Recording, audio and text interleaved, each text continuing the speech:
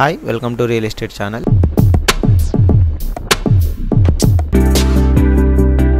Banswada MLA పెద్దల పోచారం శ్రీనివాస్ రెడ్డి గారు, మాజీ మంత్రివర్యులు హరీష్ రావు గారు, మహమూద్ అలీ గారు, సునీత లక్ష్మారెడ్డి గారు, వేదికను అలంకరించిన గౌరవ పార్లమెంట్ సభ్యులు, శాసనసభ్యులు, శాసన మండలి సభ్యులు, మాజీ శాసనసభ్యులు, స్థానిక సంస్థల ప్రజాప్రతినిధులు, పార్టీ రాష్ట్ర నాయకులు, ఈరోజు ఈ సుల్తాన్పూర్ వద్ద జరుగుతున్న ఈ సభకు అశేషంగా తరలివచ్చినటువంటి నా అన్నదమ్ములకు, అక్క చెల్లెలకు అందరికీ నమస్కారం.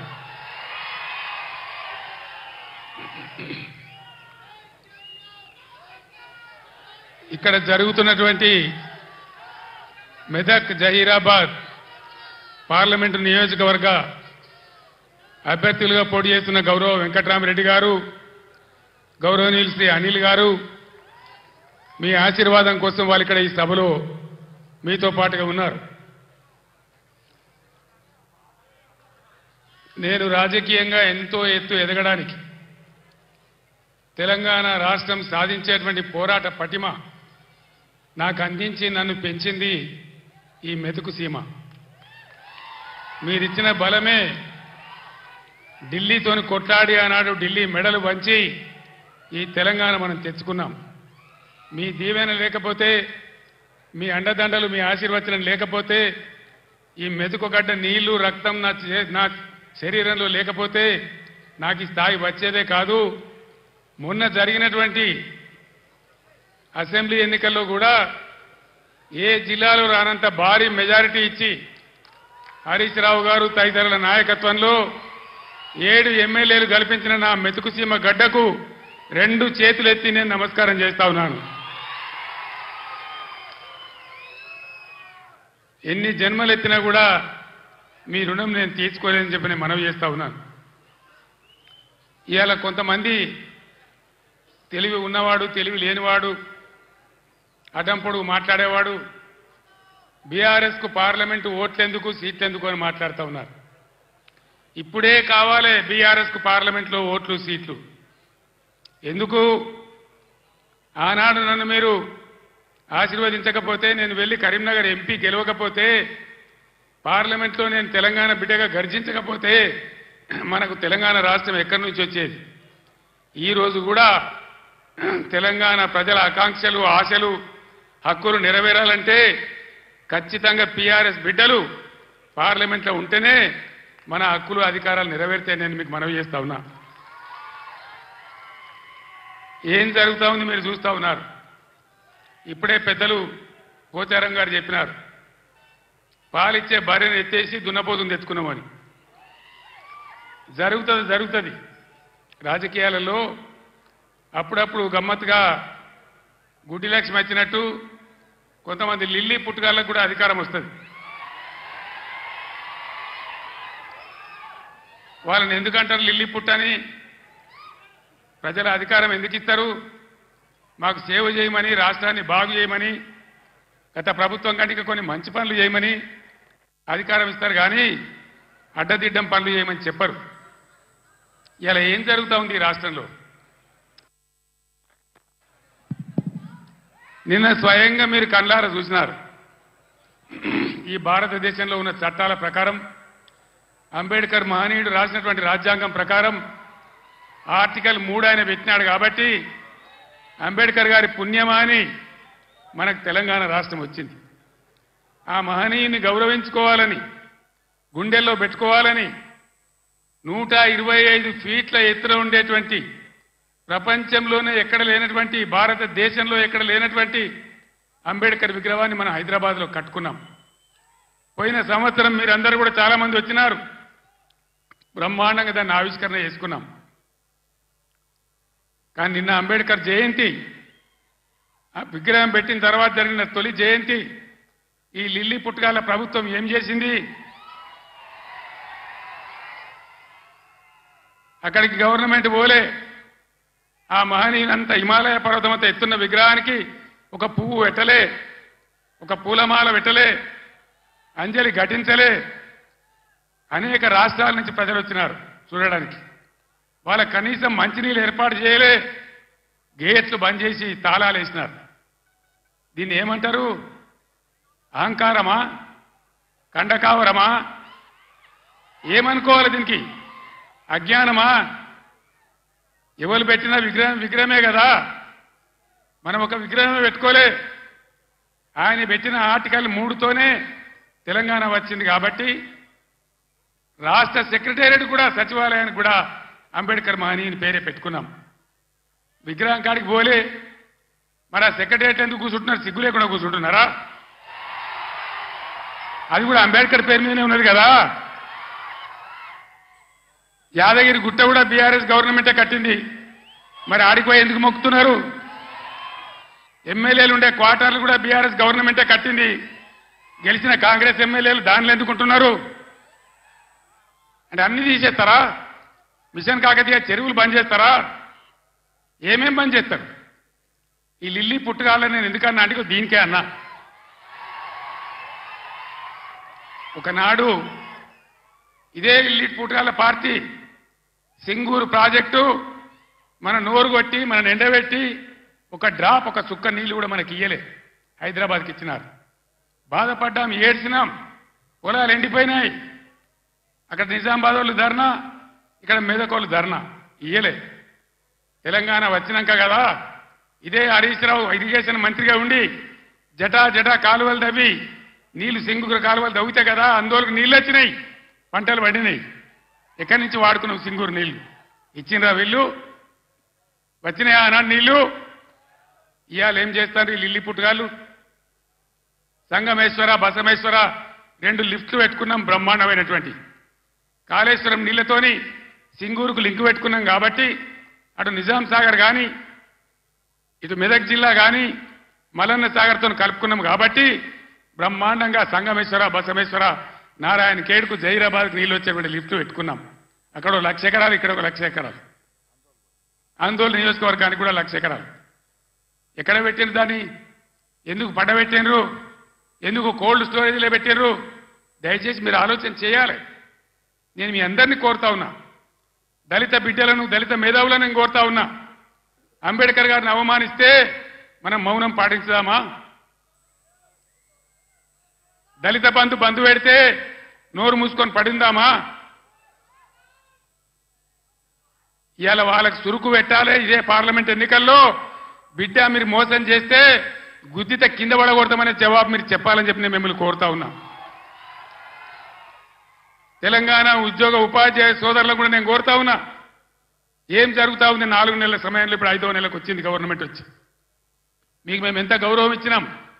ఆగమాగం కావద్దు. ఎలక్షన్ వస్తే పిచ్చోళ్ళలాగా ఓట్లేదు. నిలకడగా ఆలోచన చేయాలి. నిజానిజాలేందో తెలుసుకోవాలి. అప్పుడే మనకు సరి అయిన న్యాయం జరుగుతుంది.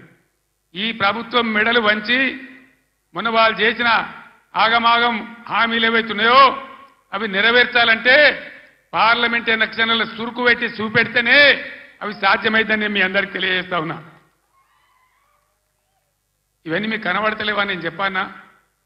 ఉద్యోగులను ఎంత గౌరవించినాం, ఎంత జీతం ఇచ్చినాం, ఎంత పెద్ద పీఆర్సీలు ఇచ్చినాం, తెలంగాణ స్పెషల్ ఇంక్రిమెంట్ ఎట్లా ఇచ్చినాం, ఇవన్నీ మీరు మర్చిపోయి ఇలా ఆగమాగం అడివడే అవుతామంటే మీరే నష్టపోతారు తప్ప బీఆర్ఎస్ పార్టీ కాదు.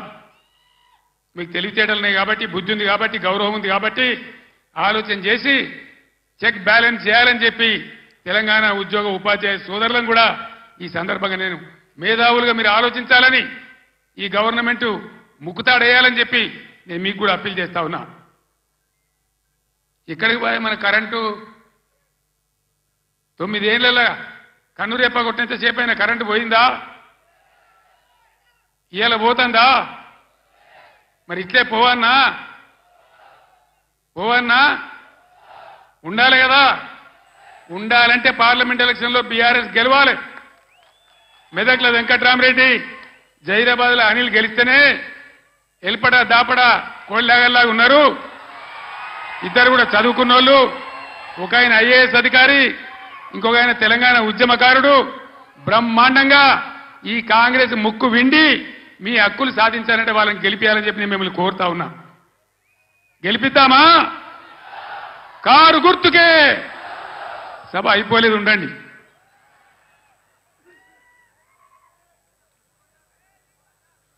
ఎన్ని మాటలు చెప్పానండి.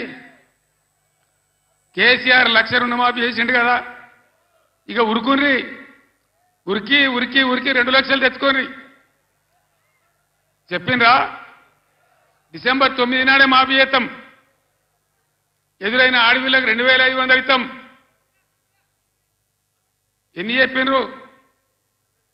ఒక్క మాట అన్న ఖాయం ఉన్నదా? మరి ఏం జరగాలి ఇప్పుడు? ఈ రాష్ట్రం ఇట్లే పోవన్నా? నేను 15 ఏళ్ళు కొట్లాడి సాగు నోట్ల తలకాయ పెట్టి సచ్చేదాకా తెగబడి ఈ రాష్ట్రం సాధించి 10 ఏళ్ళు బ్రహ్మాండంగా అన్ని రకాల ప్రజలను కడుపులో పెట్టుకుని సాదుకున్నాం. రైతు సోదరులను కళ్ళల్లో పెట్టుకొని కాపాడుకున్నాం. ఒక పాలసీ, వ్యవసాయం ద్వారా రాష్ట్ర ఆదాయం పెంచాలని, రైతాంగాన్ని నిలబెట్టాలని అనేక మంచి స్కీములు పెట్టినాం. రైతు బందే వేయలే, ఏలటికి పూర్తి మందికి రాలే. పంటలు వచ్చినాయి, అవి కొనే దిక్కులేదు. కనీసం మద్దతు ధర పోగా 500 బోనస్ ఇస్తామన్నారు. బోనస్ బోగసేనా? బోనస్ వసూలు చేయన్నా? ఈ ప్రభుత్వాన్ని మెడలు వంచానా? వంచాలంటే మేము కొట్టి వంచాం, మీ ఓటు ద్వారానే వంచాలి. సిద్దిపేటలో మంచి దారి చూపించారు. హరీష్ నాయకత్వంలో పోస్ట్ కార్డుల ఉద్యమం చేస్తా ఉన్నారు. ఇవాళ ఇక్కడ సంగారెడ్డి ఈ వేదిక నుంచి నేను యావత్తు తెలంగాణ రైతాంగానికి పిలిపిస్తా ఉన్నా. 2 లక్షల రుణమాఫీ వెంటనే చేయాలని, ఎండిపోయిన పంటలకు 25,000 నష్టపరిహారం ఇవ్వాలని, ఎకరానికి బోనస్ ఖచ్చితంగా ఇవ్వాలని, వడ్లు వెంటనే కొనుగోలు చేయాలని రాష్ట్ర వ్యాప్తంగా రైతాంగం దయచేసి రేపటి నుంచే పోస్ట్ కార్డు ఉద్యమం మొదలు పెట్టాలని కూడా సిద్దిపేటను మార్గదర్శకంగా తీసుకొని చేయాలని నేను కోరుతా ఉన్నా. ఇవన్నీ చేయాలని అడిగితే ఇప్పుడే పోచారం గారు అన్నాడు, ఒక మంత్రి ఏమో రైతు బంధు అడిగితే చెప్పుతోని కొట్టిండ్రు అంటాడు. ఇంకో ముఖ్యమంత్రిని ఇవన్నీ ఏమైనాయి, ఎందుకు ఏమని గట్టిగా నిలదీస్తే ఏం మాట్లాడతారు ఈ లిల్లీ పుట్టుగాళ్ళు? నీ గుడ్లు వీకి గోటీలు ఆడుకుంటాము, నీ పేగులు తీసి మెడలేసుకుంటాము, నిన్ను పండబెట్టి తొక్కుతాము, నీ ముడ్డి మీద షెడ్డి లేకుండా షెడ్డీలు గుంజుకుంటాము. ఇదేనా 10 ఏళ్లలో నేను ముఖ్యమంత్రి ఉన్నప్పుడు ఒక్కసారి ఇటువంటి మాట విన్నారా? ఇంత అగౌరవంగా మాట్లాడినామా? ఇంత అన్యాయం మీ కళ్ళ ముందనే జరగాలనా? దయచేసి ఆలోచన చేయాలి. ఎలక్షన్ అంటే ఓట్లు అంటే ఏదో ఆగమాగం ఓట్లేసుడు కాదు. ఇలా సభలో ఉన్నారు, నేనే ఒక 100-150 లారీలు దాటుకుంటూ వచ్చిన, అందులో ఫుల్గా మంది ఉన్నారు. చాలా దూరంలో పోలీసు వాళ్ళు ఆపుతా ఉన్నారు, పోలీసు వాళ్ళు బొమ్మలు వీకేస్తా ఉన్నారు. నేను పోలీసు మిత్రులకు మనవి చేస్తా ఉన్నా, మీ డ్యూటీ మీరు చేయండి. 10 ఏళ్ళు మేము కూడా గవర్నమెంట్ ఉన్నాం. అమాయకులను బెదిరియడం, కొట్టడం, బీఆర్ఎస్ ఫ్లెక్సీలు బికేయడం, ఇదా మీ పోలీస్ డ్యూటీ? ఇలా మేము కూడా లెక్క పెడతా ఉన్నాం. నేను పోలీసు పేరెత్తంగానే ప్రజలు ఎట్లా మాట్లాడుతున్నారో మీరు చూస్తున్నారు, ప్రజల గోల చూస్తున్నారు. ఇప్పటికైనా మీ అరాచకాలు బంద్ చేయండి, జాగ్రత్త. లేకపోతే మళ్ళా గ్యారంటీగా బీఆర్ఎస్ అధికారానికి వస్తుంది. అప్పుడు మీ గతి ఏమైందో ఆలోచన చేసుకోవాలి. 10 ఏళ్ళు మేము ఉన్నామే, 10 ఏళ్ళు నేను ముఖ్యమంత్రిగా ఉన్నానే, ఒక్కరోజన్నా మేము ఈ దౌర్జన్యం చేసినామా? ఎవరినైనా వేధించినామా? మరి ఎందుకు మీడియాలో మితిమీరిన పనులు చేస్తా ఉన్నారు పోలీసులు? దయచేసి మానుకోండి పోలీస్ సోదరులారా, మేమన్నీ రికార్డు చేస్తా ఉన్నాం.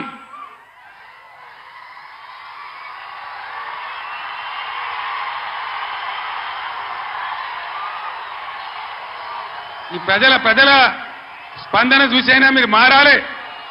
డీజీపీ గారు మీరు మారాలని నేను చెప్తా ఉన్నా, లేకపోతే మీ మీదకి ప్రజలే తిరుగుబడే రోడ్ వస్తుంది, జాగ్రత్త అని నేను చెప్తా ఉన్నా. మా కార్యకర్త తెలంగాణ ఉద్యమకారుడు సల్వాజీ మాధవరావు అని కరీంనగర్ జిల్లా ధర్మారంలో, పెద్దపల్లి జిల్లాలో ఆయన సోషల్ మీడియాలో ఒక పోస్ట్ పెట్టిండని చెప్పి ఆయన మీద అక్రమ కేసులు పెట్టి ఇలా జైలు తరలించినారు. ఆయన కరీంనగర్ జైల్లో ఉన్నాడు. ఇది మీకు న్యాయమా? డీజీపీకి ఏమైనా గౌరవం ఉంటే ఆ సల్వాజీ మాధవరావు మీద ఏదైతే జరిగిందో దాని మీద స్పెషల్ కమిటీ సీనియర్ ఐపీఎస్ ఆఫీసర్తో ఎంక్వైరీ చేయాలి. ఏ సబ్ ఇన్స్పెక్టర్ ఏ సర్కిల్ ఇన్స్పెక్టర్ దౌర్జన్యానికి పాల్పడ్డాడో వాళ్ళ మీద మీరు చర్యలు తీసుకోవాలి. లేకపోతే తస్మాత్ జాగ్రత్త, మేము న్యాయస్థానం తలుపులు దాడతామనే మనవి చేస్తా ఉన్నా. మేము కూడా మస్తుగా చూసినాం. నేను కేంద్ర మంత్రిగా పనిచేసిన, రాష్ట్ర మంత్రిగా పనిచేసిన, ఇదే జిల్లాలో 20 ఏళ్ళు ఎమ్మెల్యేగా ఉన్నా, ముఖ్యమంత్రిగా పనిచేసిన, కానీ దౌర్జన్యాలు ఎన్నడూ మీతో మేము చేయించలే. అనవసరంగా మీరు రాజకీయ చేసే వాళ్ళు చేస్తారు, మీకు అవసరం లేదు. ఆయాల ఎక్కడ చూసినా వరి కోతలు ఉండే, ఇవాళ కరెంటు కోతలు, క్రాప్ హాలిడేలు. దయచేసి ప్లీజ్ 10 నిమిషాలు, నేను ఎక్కువ మాట్లాడను, 15 నిమిషాలు నినాదాలు తర్వాత చెప్తాను తమ్ముడు. ఇదేంద్రా అంటే ఆ రోజు ఇవాళ ముఖ్యమంత్రి చెప్పిండు 2 లక్షల రుణమాఫీ డిసెంబర్ 9 తారీఖు. ఏడవాయ డిసెంబర్ 9 తారీఖు ఎవడో ఒకడు అన్నాడట, కూర్చుంటే లేవో శాత కాదు కానీ తాటి చెట్టు అంత ఎగురుతా అన్నాడట. డిసెంబర్ 9 పోయింది, అన్ని పోయినాయి. మళ్ళా ఆగస్టు 15కి చేస్తామంటారు. మొన్న ఇంకో ఎమ్మెల్యే రేవూరు ప్రకాష్ రెడ్డి అని ఏడాది తర్వాత చేస్తామంటారు. అసలు వీళ్ళు చేస్తారా? వీళ్ళని నమ్మచ్చునా? వీళ్ళను వంగదీసి వీళ్ళ మెడలు వంచి 2 లక్షల రుణమాఫీ చేయించే బాధ్యత బీఆర్ఎస్ పార్టీ మేము తీసుకుంటా ఉన్నాం. అందరం కలిసి యుద్ధం చేద్దాం. పార్లమెంట్ ఎన్నికల్లో బీఆర్ఎస్ అభ్యర్థులను గెలిపించండి, బీఆర్ఎస్ కు బలాన్ని ఇవ్వండి. రైతుల పక్షాన బీఆర్ఎస్ పోరాటం చేస్తుందని మనవి చేస్తా ఉన్నా.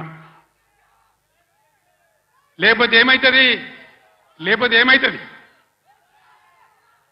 ఒక్క నిమిషం ప్లీజ్. స్లోగన్లు తర్వాత ప్లీజ్. అరే బాబు, స్లోగన్లు తర్వాత ప్లీజ్. ఈ మూలకున్నోళ్ళు బంద్ పెట్టనా ప్లీజ్, బంద్ చేయవా?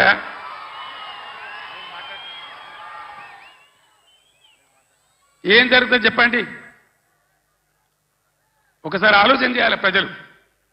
ఓట్లు ఆగమాగం వేయద్దు, ఎవడో ఏదో చెప్తాడు.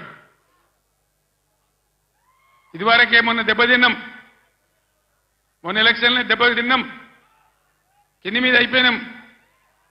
ఎంత ధీమాగా ఉండ్రి రైతులు, ఎంత మంచిగా ఉండ్రి,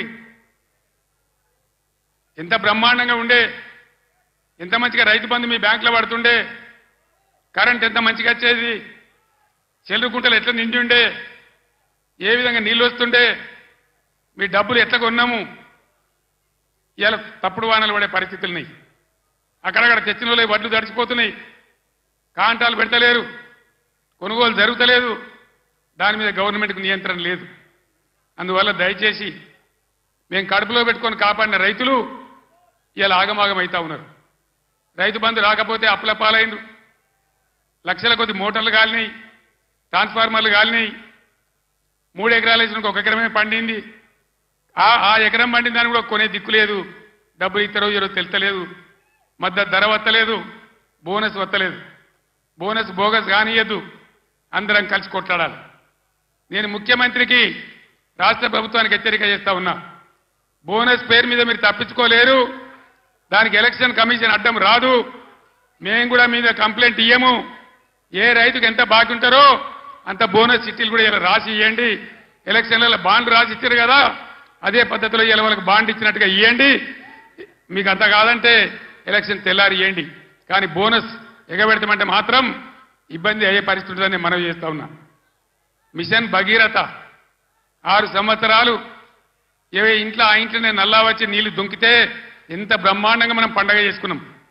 ఒక ఆడబిడ్డ కనవల్లే, రోడ్డు మీద బిందెలు కనవల్లే, నీళ్ళ ట్యాంకర్లు కనవల్లే. ఇవాళ ఏం గతి చేస్తా ఉన్నారు? మళ్ళీ నీళ్ళ ట్యాంకర్లు ఎందుకు వస్తున్నాయి? ఆ లంబాడి తండ బాయి పేరుందో నాకు తెలియదు. ఆ బాయి చిమ్నీ బాయ్ అని మా ఇంటికే నీళ్ళు వస్తున్నాయని నేను పోయిన ఎలక్షన్లో లంబాడి తండకు పోయి చెప్పింది. మరి ఇవాళ మళ్ళీ ట్యాంకర్లు ఎందుకు వస్తున్నాయి?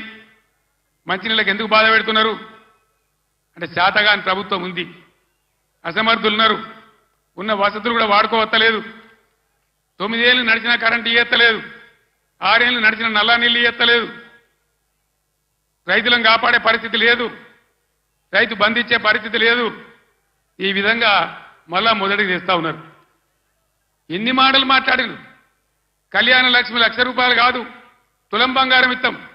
ఇచ్చిన రాయనన్న ఒకింటికన్నా వచ్చిందా తులం బంగారం? మరి ఇట్లే కూర్చుందామా? నేను ఎక్కువ గంటల పొట్టలు ఉపన్యాసం చెప్పా, 10 నిమిషాల్లో ముగించుదాం. ఏం జరుగుతుందో ఒకసారి ఆలోచన చేయండి. ఇన్ని వాగ్దానాలు చేసి ఇన్ని మాటలు చెప్పి మీ ఓట్లు తీసుకొని అధికారంలోకి వచ్చి ఇవాళ అన్నీ ఎగబెట్టి మళ్ళా ఎలక్షన్లో వచ్చి ఓట్లు అడుగుతారు. ఎట్లా వేస్తారు ఓట్లు? నాకు అర్థం కాదు.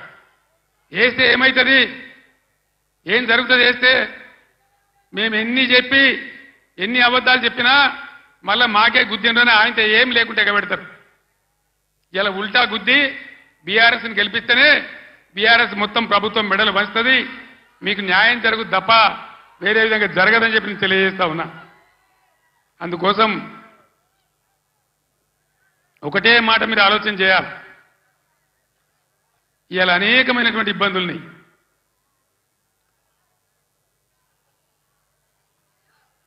ఈరోజు మంచి అభ్యర్థులను పెట్టినాం, మంచి అన్ని విధాలుగా మిమ్మల్ని ఆదుకునే పద్ధతిలో వాళ్ళు పనిచేస్తారు, వాళ్ళని గెలిపించాలని చెప్పి నేను మిమ్మల్ని కోరుతా ఉన్నా. ఎంతసేపు చెప్పినా ఇదే చెప్పాలి, ఇటు దింపి అడిదింపి. ఒక్కటే మాట నేను చెప్తా ఉన్నా, ప్రజాస్వామ్యంలో ప్రజలు అన్ని ఆలోచించి ఓట్లు వేయాలి. మన కళ్ళ ముందే మనల్ని మోసం చేస్తుంటే మళ్ళీ వాళ్ళకే సర్దిగడితే మళ్ళీ వాళ్ళకే ఓట్లేస్తే ఎటుకాకుంటే అయితే ఆగమైతాం. సంగమేశ్వర బసమేశ్వర కావాలన్నా, కాళేశ్వరం పనులు పూర్తి కావాలన్నా, కడుపు నిండా మళ్ళీ నీళ్లు రావాలన్నా, కరెంటు మంచిగా రావాలన్నా ఈ ప్రభుత్వాన్ని మెడలు వంచాలి. నేను ఇంకో మాట కూడా మీకు చెప్తా ఉన్నా. వాస్తవంగా వాళ్ళు గెలిచినరు, మాకేం ఓర్వలేనితనం లేదు. వాళ్ళు కూడా ఉండాలి, 5 ఏళ్ళు పనిచేయాలి. అప్పుడే నల్లదేందో తెల్లదేందో తెలుస్తుంది. కానీ ముఖ్యమంత్రి మాట్లాడే మాటలు చూస్తే, సభలలోనే వణుకుడు చూస్తే తిరగబడ్డ జనం తెలంగాణలో. సర్వే రిపోర్ట్లు వస్తున్నాయి, కాంగ్రెస్కు 2 సీట్ల కన్నా ఎక్కువ రావు అని. అంతటా అన్ని జిల్లాలలో కూడా రైతాంగం తిరగబడతా ఉంది. అందుకే ముఖ్యమంత్రి నిన్న నారాయణపేట సభలో ఆయన భయం, ఆయన కంపం చూస్తే ఈ గవర్నమెంట్ ఏడాది కూడా ఉంటట్లేదని మనం చేస్తా ఉన్నా. ఎవడు ఎప్పుడు పోయి బీజేపీలో కలుస్తాడో, ముఖ్యమంత్రి జంపు కొడతాడో, ఏమవుతుందో. ముఖ్యమంత్రి ఈడో మాట మాట్లాడతాడు, ఢిల్లీకి పోయి బీజేపీ కోటేమని టీవీలో చెప్తాడు. అంటే ఏం జరుగుతుంది? ఎవరికి ఎవడు బీ టీము, ఎవరు కలిసిపోయినరు ఒకసారి ఆలోచన చేయాలి. దయచేసి ఏ మార్పాటుగా ఉంటే ఇబ్బంది జరుగుతుంది. కాంగ్రెస్ గతంలో కూడా మీరు 60 ఏళ్ళు చూసినారు, ఇంకా కూడా ముందరికి మోసపోతే దెబ్బతింటాం.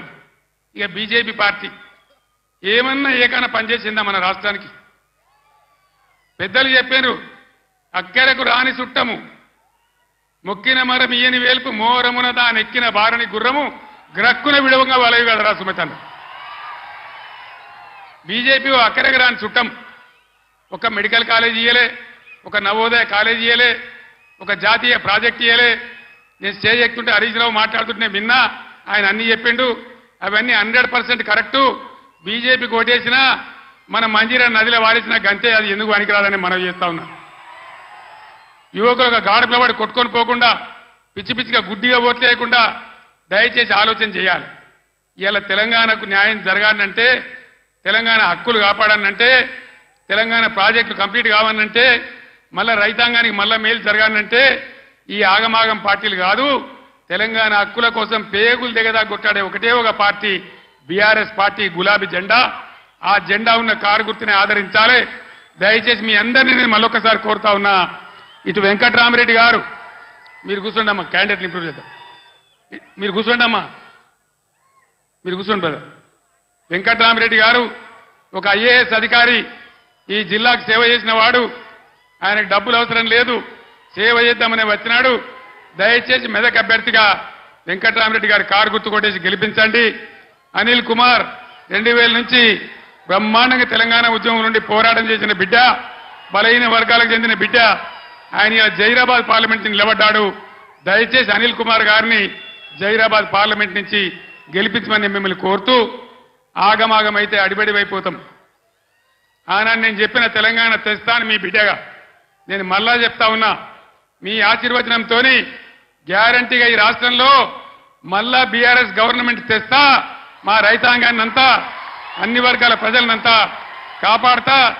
మా దళిత బిడ్డలకు మళ్ళా దళిత బంధు కూడా ఇచ్చి తీరుతా మీ ఆశీర్వాదంతో ముందుకు సాగుతానికి మనవి చేస్తూ ఇంత పెద్ద సంఖ్యలో ఏ సిటీ పక్కకు లేకపోయినా ఏ టౌన్ పక్కకు లేకపోయినా ఇంత పెద్ద ఎత్తులో ఈ సభకు తరలి వచ్చినటువంటి మీ అందరికీ కూడా పేరు